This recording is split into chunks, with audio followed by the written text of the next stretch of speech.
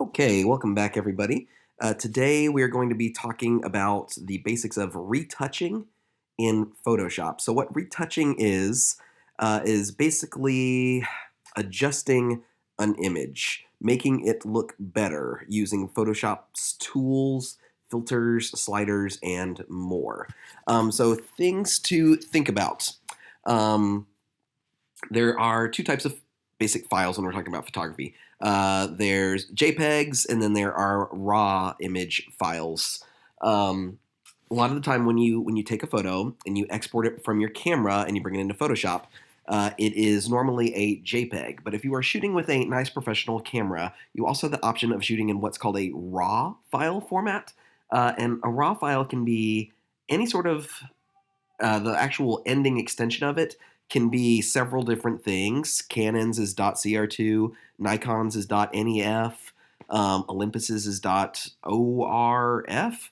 But RAW is the generic term for all those file formats. And the reason that photographers will shoot RAW files is because they are a file format that keep the majority of your image. Whenever you shoot and shoot as JPEG, your image gets truncated, it gets a little bit smaller, you lose some data.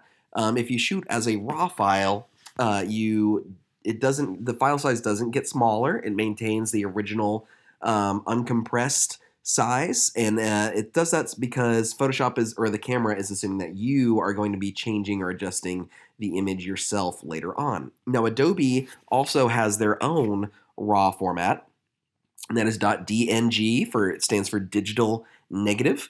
Anytime you take a RAW file, like we're about to do, and you try to bring it into Photoshop, we're going to take this, and I'm just going to drag and drop it into Photoshop. Photoshop will open RAW files, but before it actually opens them in the normal default Photoshop interface, it opens up what it calls the Camera Raw window or Camera Raw dialog box. This is basically Adobe Lightroom. Adobe Lightroom is and we're going to reset this to get this back to normal. Let's see, I normally do work in Adobe Lightroom to edit my images. But this is basically the same thing as Adobe Lightroom. This is a digital darkroom for your images so that you can adjust them to get them exactly how you would like for them to be. And anytime you're bringing an image into Photoshop, I highly encourage you to open it up into Camera Raw first. If you're doing it, if you're opening a RAW file, it will automatically open this up. Otherwise, there are some specifications within Photoshop that you can enable to make this happen. Or here in a little bit, I'll show you a filter that you can pull up that will pull up the Camera Raw dialog box. So with this picture, we can tell that it's a little bit overexposed. So I can pull the exposure down just a little bit. These are all what we call sliders that allow for me to adjust this image. We'll pull up the contrast a little bit. If the highlights, aka the brighter parts of the picture that aren't completely totally white, if I thought they were too bright, I could pull that down to the left. If I thought they weren't bright enough, I could pull them over to the right. But I'm going to pull them over to the left just a little bit. Shadows are the darker parts that aren't totally black. We could pull up a little bit more information in the shadows. Maybe we'll pull the whites to the left a little bit too. And then the blacks are the parts that are completely, totally black. Clarity is what we call mid-tone contrast. It makes an image look either very detailed if you pull it to the right, or if you pull it to the left, it gives it that washed out kind of airbrushed 80s glamour shots type of look. We're going to pull in a little bit more detail on this one. Dehaze is a new one, works really well with images with atmospheric haze if you're shooting mountains in the distance or a foggy cityscape, stuff like that. And then we have vibrance and saturation, which we should already be familiar with. And that is just in this first little section over here. We also have a whole bunch of other sections full of stuff over here. I need to reset this whole image. We've reset this whole image. Let's bring this back to where we were going with it. A little bit of information on shadows. Bring the whites down a little bit. Blacks up a little bit of clarity as well. The white balance, if you're not happy with it, you could change it to auto to see what that does. That one is auto. Let's try this one as daylight. About the same. Cloudy, not much difference. I can manually adjust this as well if I would like to. These other settings are things that might be a little bit more familiar with you, but they help you do non-destructive adjustments to your whole image. Non-destructive meaning they can be undone later on in that they don't actually change the pixels. So we can mess around with curves if we would like to. Pull that down some. I might go back and pull the exposure down a little bit more. Pull the temperature up. This third one is the detail level. It allows you to sharpen or get rid of noise if you had a photo with a lot of grain on it. The fourth one is where you can really do a lot of good things with your image. These are the HSL sliders. Right now I'm changing the hue or kind of the tint of each of these individual colors. Watch the oranges. I can push them more towards the reds or more towards the yellow, but I'm going to leave them a little bit in the middle. If you like photography, this will be a game changer for you if you haven't already used Lightroom. Let's see. We can desaturate or push and pull the saturation for each and every individual color, or we can change the luminance, which is kind of the brightness values for each of those colors as well. This next one is the split toning tab. This allows you to apply kind of a color cast to the highlights or the shadows of your image. This is it's reminiscent of a film developing technique where you could give your image a little bit more of a color. And you can notice if I pull the saturation way up, it gets a little bit crazy, but we're going to leave it kind of right there in the middle. You can also play around with the balance for each of them as well. Lens correction allows compensates for faults that are designed with each camera or each lens. You can tell that it will automatically detect what camera and what lens you shot this with. It'll account for vignetting, which is when the corners get a little bit darker. Things like that, and it can fix it. This next one was where you can add some film grain to your image. If you can't see it, you might want to zoom in a little bit more. You can zoom in just by clicking on your image. This is with no grain, and if I pull the grain up, you can kind of start to see the grain there. We'll just add a touch of that, and we can zoom back out. Okay, and then if you did want to add vignetting, we have post-crop vignetting right here where we can adjust it. I'm not really going to add any vignetting though. And then camera calibration is where you can further adjust some of the colors. This is normally built in to compensate for how your camera handles colors to try to get them back to what you see with your eyes. But a lot of people will try to just play around with colors here to get an interesting look. And then finally, if you hit open image down here at the bottom, that will open this image up into Photoshop after it looks pretty much already drastically different from how it originally did. Let's close that out though. We're not going to save it. Let's open up another one. We are going to drag and drop this raw file into Photoshop as well. We'll wait patiently. We have a drone shot of the Morrison's Corn Kits building. If I thought the highlights were a little bit washed out, we could pull that back down. You can already see some detail coming back into the sky. We could pull up shadows a little bit, add some contrast, push the temperature over to the right a little bit, and watch this. We're looking now at some of these sections at the top. I'm going to go to my crop tool first. Actually, I'm going to go to the tool next to the crop tool, which is the straighten tool. And I'm going to click and drag just across the horizon line, then hit enter. And it will crop my image to get it nice and straight across.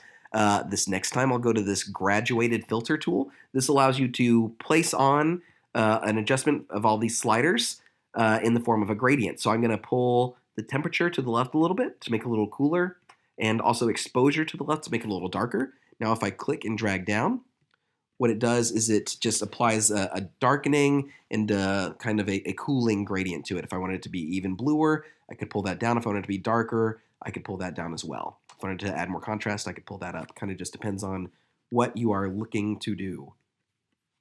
All right, if I want to get out of the graduated filter, I could just click on this first icon here.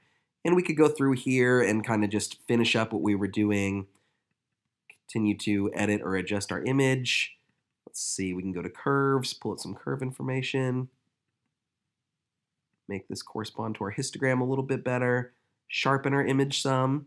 Masking chooses what parts of your image are sharpened. I don't think there's much noise in here, so we're not going to adjust any noise. But like, let's see if I wanted to make the Morrison's Corn Kits sign stand out a little bit. I would go to my HSL adjustments, go over to luminance, and if I pull up the red slider, it makes the reds brighter. There might be a little bit, there's orange kind of everywhere all around. But watch this, if I go to hue and adjust the reds, it adjusts the color of that sign. And we can adjust the the hue of everything else as well. But that's how you can adjust this one. Another fun one that's up here is the transform section, which allows you to kind of straighten your image out.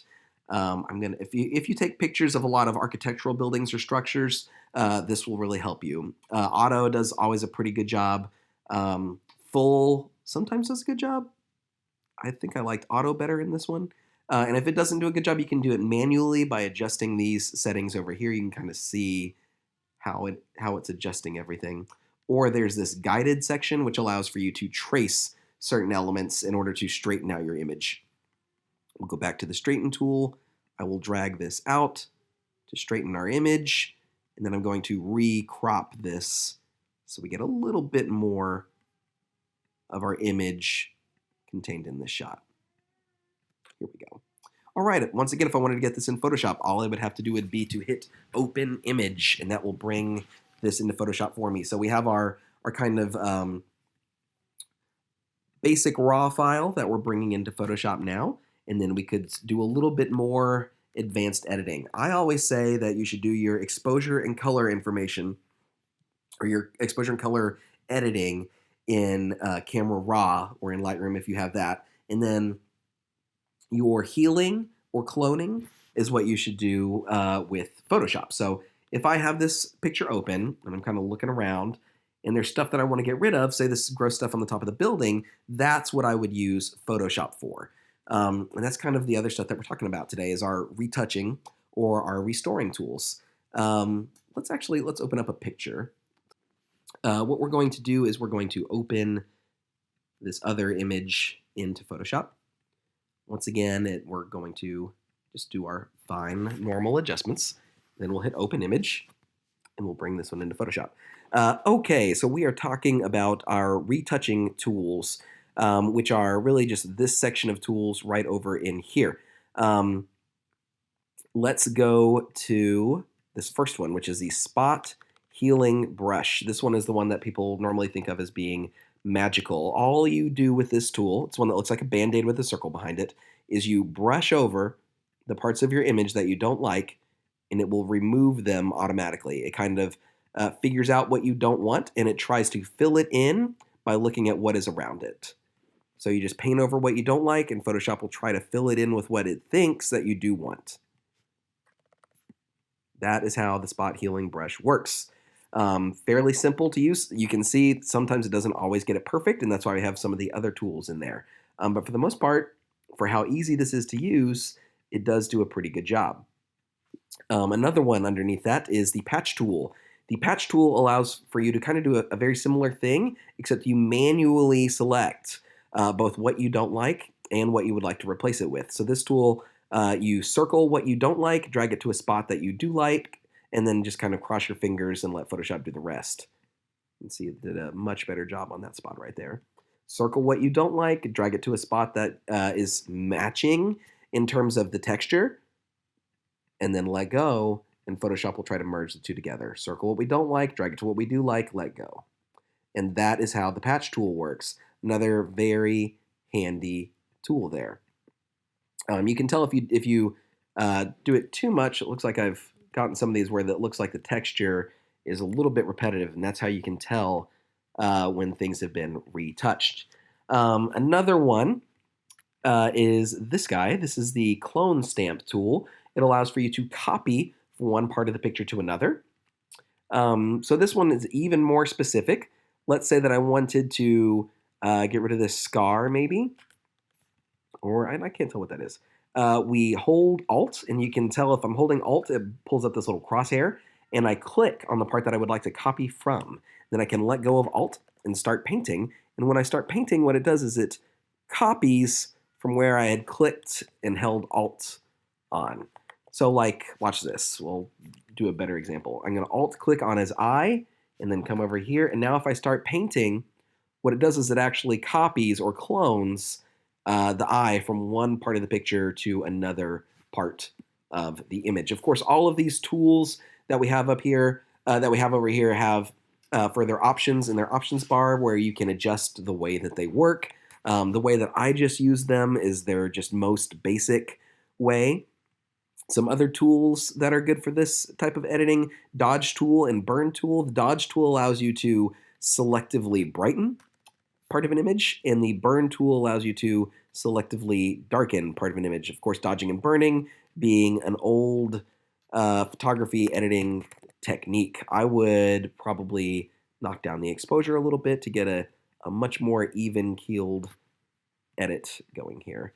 Anyway, let's close this out and go back to this image. So on this one, if I wanted to get rid of some of these stains, what I would probably do would be to use the patch tool. And I'm just circling what I don't like, or selecting it, dragging it to a spot that I like better. Now, if it's very small options, I could maybe use the spot healing brush and just paint over what I don't like. I did a pretty good job with that too. And this is where it gets to just be magical. Paint over what you don't like, and Photoshop will try to fill it in with what it thinks that you do like. Of course, you can see it's not doing a perfect job. So if it continues to mess with you, switch over to the patch tool, or you can switch over to the clone stamp tool. Clone stamp tool, you have to hold Alt, click on a spot that you like, and then you can paint over the spot that you don't like. Alt click on what you like, and then paint over what you don't like. So we'll zoom back out. That was a very quick, very basic edit with that, but it should look pretty drastically different from the original. I wonder if we can drag the original on top of this. It should be this one, I think. We'll probably open it in Camera Raw again. And this time what I'd like to do is to just reset this to what it originally looked like. So we're just going to say reset Camera Raw defaults, and we'll say OK. And it's going to drop it as a smart object, so we can do a little before and after. So this was the original, and that's what we changed it to. It did keep our crop. But yeah, it looks a lot better, a lot more detail that we brought into the picture. We were able to do that because this was a RAW file. We changed a lot of the different elements of this as well, and that was all retouching. Now, of course, a lot of the same stuff is available in Photoshop as different adjustment layers or under the image and adjustment menus, but it's better to do it in Camera Raw whenever you bring it into Photoshop. It just gives you a lot more functionality there, and it moves a lot faster than stacking layer on top of layer in Photoshop. So that is it for retouching. Our next video that we're going to talk about is going to be about restoring.